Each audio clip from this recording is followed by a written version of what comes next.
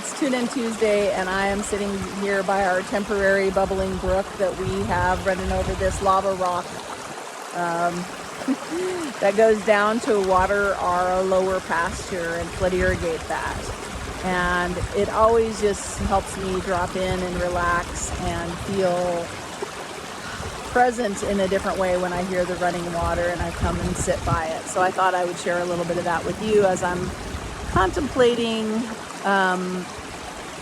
trusting your intuition. This Tune In Tuesday, I was thinking about how we say trust your intuition, but it's not quite as simple as that.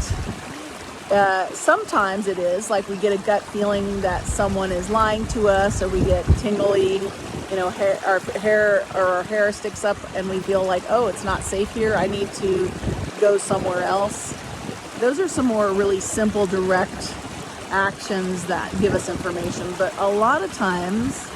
the information that we get that's intuitive is like a knowing, and it's incomplete. Like we get a knowing, but we don't know what to do about it or why we're getting that information. And sometimes we're getting the information because it belongs to someone else and we just don't have boundaries, and so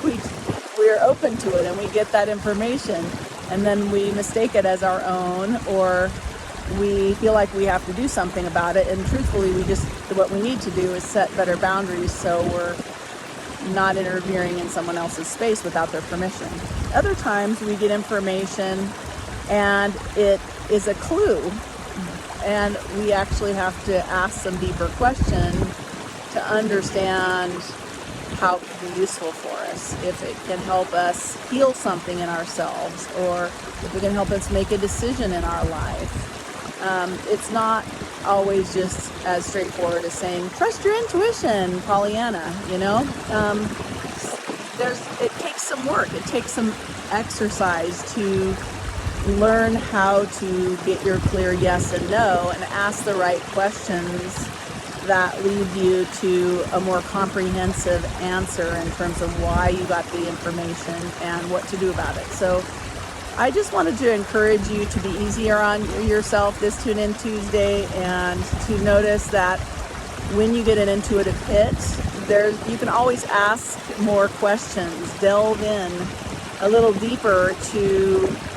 and learn how to ask yourself your yes and no, how to get your own yes and no. I like to imagine a rose in front of me and ask it to show me my yes and no, and usually it'll move up and down or right or left to give me a yes and no. And then I ask the next question